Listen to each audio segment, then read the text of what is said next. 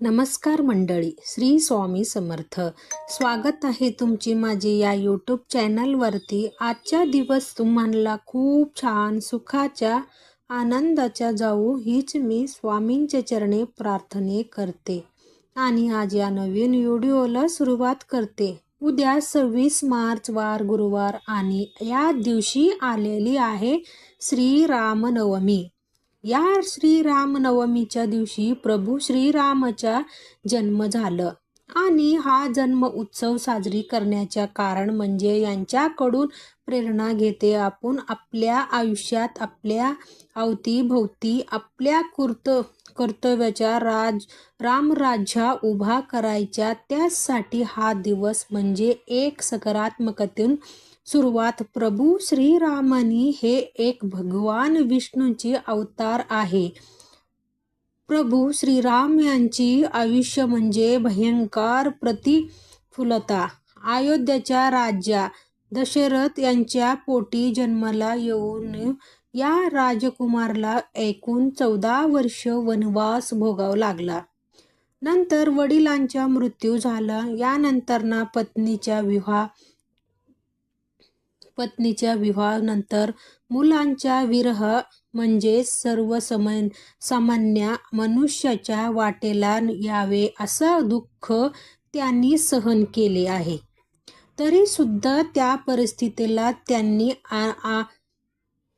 अमान्य कर्तृत्व दाखवून स्वतःला मर्यादा पुरुषोत्तम सिद्ध केले होते आणि म्हणूनच अशा प्रभू श्रीरामाचा आदर्श आपल्या डोळ्यासमोर ठेवावे आणि प्रत्येक प्रतिकूल स्थितीचा खंबीरपणे सामना करावे. यासाठी वृद्ध कौशिक ऋषी त्या श्रीरामाला शरण जाऊन प्रार्थना करा असे सांगतात. त्यांना लिहिलेला श्रीरामरक्षा स्तोत्र या दृष्टीने अतिशय परिणामकारक आहे. श्रीरामरक्षा स्तोत्र रोज म्हटलं तरी जिभेला वळण लागतो, वाणी सुधारतो आणि नमूद केल्यानुसार प्रभू श्रीराम आपले संरक्षण करतात. प्रभू रामचंद्र आदर्श पुरुष होते. त्यांचे गुण आपल्या अंगी यावेत यासाठीच त्यांची श्रीरामनवमीच्या दिवशी पूजा करणे सर्वश्रेष्ठ यासाठी त्यांनी श्रीरामनवमी दिवशी पूजा करणे सर्वश्रेष्ठ मानलं जातं. कर्तव्य तत्परता आदर्श पती आदर्श भाऊ म्हणजेच आदर्श बंधू आदर्श मित्र उदाहरणार्थ निस्वार्थ मन असलेली पुरुष सदाचारी वृत्ती पितृभक्ती इत्यादी अनेक गुण प्रभू श्रीरामचंद्रापाशी होते आणि हेच गुण हेच अमूल्य धडे आपण आपल्या आयुष्यात उतरायलाच पाहिजे. आणि म्हणूनच श्रीरामनवमी हा दिवस धार्मिक दृष्टीने अतिशय महत्त्वाचा आणि शुभ मानला जातं आणि म्हणूनच या दिवशी आपल्या ज्योतिषशास्त्रामध्ये सांगितलेली काही प्रभावी उपाय आणि सेवा या आवर्जून केलं जातं. आज या व्हिडिओमध्ये मी तुम्हाला एक अतिशय प्रभावी अशी उपाय सांगणार आहे. उद्या गुरुवार श्रीरामनवमीला तुम्ही काहीच नाही केलं तरी चालेल, पण इथे लावा असे एक रामदिवा.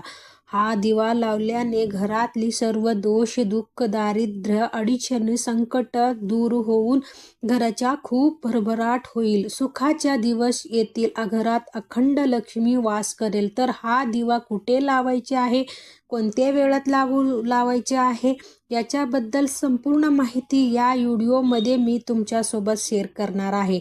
यामुळे हा व्हिडिओ तुम्ही स्किप न करता शेवटपर्यंत नक्की पहा. चॅनलवर नवीन असेल तर सबस्क्राईब करा आणि असेच माहितीपूर्वक नवनवीन व्हिडिओ पाहण्यासाठी बेल आयकॉनलाही प्रेस करून घ्या.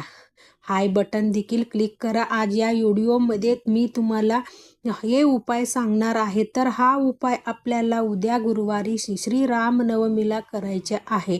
आता हा उपाय कोणत्या वेळात करायचे आहे तर बघा, नवमी तिथी जी आहे ना तर ते उद्या 26 मार्चला सकाळी 11:49 सुरू होणार आहे. आणि म्हणूनच हा दिवा देखील आपल्याला सकाळी 11:49 नंतर लावायचा आहे. प्रभू श्रीरामाचा जन्म श्री रामनवमीच्या दिवशी दुपारी 12:30 वाजता झाला होता आणि म्हणूनच त्या वेळामध्ये तुम्ही हा दिवा लावला तरीही चालेल किंवा सायंकाळी सुद्धा हा दिवा जो आहे तर ते तुम्ही लावू शकता. उद्या रामनवमीला तुम्हाला काहीच करणं शक्य झाले नाही तरी चालेल, परंतु हा एक दिवा जे आहे तर ते तुम्हाला नक्की लावायचे आहे. हा दिवा जर तुम्ही लावला तर तुमच्या आयुष्यातल्या सर्व दुःख संकट अडचणी नष्ट होऊन तुमच्या आयुष्याच्या सोना ही झाल्याशिवाय राहणार नाही आणि तुमच्या घरच्या खूप भरभराट होईल. कारण हा जो उपाय आहे तुमच्यासोबत शेअर करणार आहे तर हा व्हिडिओ अतिशय प्रभावी आणि उपाय आहे. ज्या पण घरात हा एक दिवा लावला जाईल त्या घरामध्ये वर्षभर सुख शांती आणि समृद्धी नांदेल. त्या घरामध्ये कोणतेही आर्थिक संकट, वाईट संकट, अडचणी, अडथळे येणार नाही. कारण दिव्याला आपल्या हिंदू धर्मामध्ये अतिशय शुभ मानलं जातं. दिव्याला ज्ञानाच्या, प्रकाशाच्या आणि दारिद्र्य दूर करण्याच्या साधना मानलं जातं. आपल्या शास्त्रामध्ये सुद्धा दिव्याला सकारात्मक ऊर्जा प्रदान करणार आणि आपल्या आयुष्यातल्या गरिबी, दुःख दूर करणार मानलं जातं. जर उद्या रामनवमीच्या दिवशी हा दिवा जर आपण आपल्या दारात लावला तर या दिव्यामुळे आपल्या आयुष्यामध्ये ज्ञानाचा प्रकाश होतो. सोबतच माता लक्ष्मी ही आपल्या घरामध्ये कायम स्थिर राहील. तसेच हा दिवा लावल्याने आपल्या सर्व इच्छा, मनोकामना देखील पूर्ण होतात. तसेच हा दिवा जर आपण आपल्या दारात लावला तर आपल्या घराच्या असणाऱ्या व्यक्तीमध्ये रोग, दोष यासारखे नकारात्मक भावना या पूर्णपणे नष्ट होतात. तो सोबतच संकटाचा सामना करण्याच्या अथंग बळ जे आहे तर ते आपल्या कुटुंबाला अडचणी येत नसेल, कोणतीही गोष्ट तुमच्या मनासारखे घडत नसेल, कोणत्याही कामामध्ये तुम्हाला यश मिळत नसेल, काही गोष्टी सतत तुमच्या मनाविरुद्ध होत असेल, तुमच्या मनासारखा घडत नसेल किंवा तुमच्या जीवनामध्ये, तुमच्या आयुष्यामध्ये एखादा शत्रू असेल, तुम्हाला सतत त्रास देत असेल, समोरून तुमच्यावरती वार करत असेल किंवा समोर येऊन तुम्हाला त्रास देत असेल किंवा शत्रू हा गुप्ती आहे तर तुमच्यावरती गुप्त वार करत असेल, शत्रूमुळे सतत तुम्हाला अडचणी येत असेल तर हा शत्रू सुद्धा हा उपायाने नष्ट होतं. कारण प्रभू श्रीरामने वानरसेनाच्या मदतीने महाकाय रावणाच्या